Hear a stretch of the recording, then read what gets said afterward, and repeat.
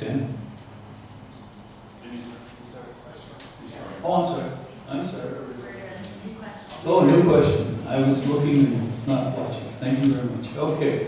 The next issue that a lot of folks are interested in the audience is seeking new jobs.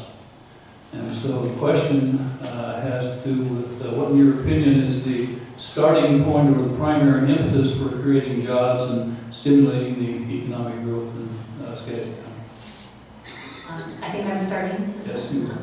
So this is incredibly important because really it is about families being able to get back to work, put food on the table and a roof over their head, and that comes about making sure that we build a foundation for economic growth. We need to invest in the infrastructure that businesses build on top of. Goods get transported over our roads and our bridges and using our transportation infrastructure, and we need to make sure that's strong. We need to make sure that we invest in emerging industries. And when I say invest, it really gets back to basic research, making sure that that basic research is happening. Just like right here where we have WSU and the extension doing basic research to help small farmers deal with crop yields and risks of their crops and be able to get in a place where they can grow. There's lots of research and development happening there. There's R&D that happens that helps create new industries and innovation.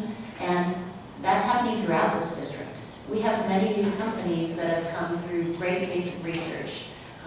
Whether it's the software world, whether it's aerospace, we have folks making rockets for NASA projects in Redmond, and they call it Rockets in Redmond is what they talk about the company doing. And that all comes from basic research and innovation that has happened right here in Washington State, and that creates jobs. So we need to make sure we look at that and we're not penny wise, pound foolish, and cut the things that help grow our small businesses and start new industries. But the other key part of this is going to be education. We need to make sure that people have access to great education and the training for the skills that they need for the jobs that we're building today. STEM education, making sure that folks have the ability from the time they're very, very young to get on the right track so that they have the training they need to be able to take the jobs that we know are going to be available more and more in the future.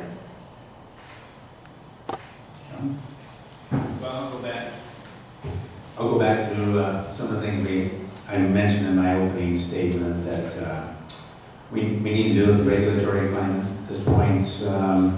We need to deal with access to capital so business can borrow money, make the investments. The regulatory structure and the tax structure sits a lot of that private money, causes a lot of that private money to sit on the sidelines.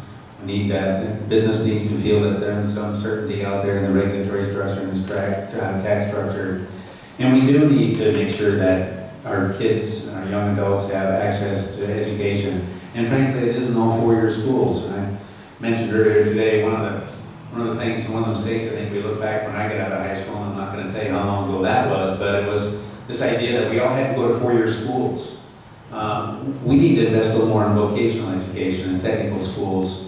One of the things I hear about from our manufacturing sector is we need people who are talented, people who can think analytically, but know how to use their hands as well. So we need that investment as well. And yes, we need the investment in infrastructure.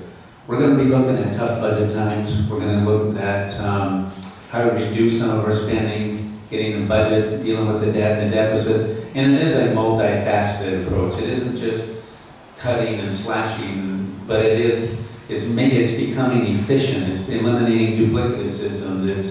It's part of how you generate that revenue through comprehensive tax reform and growing an economy.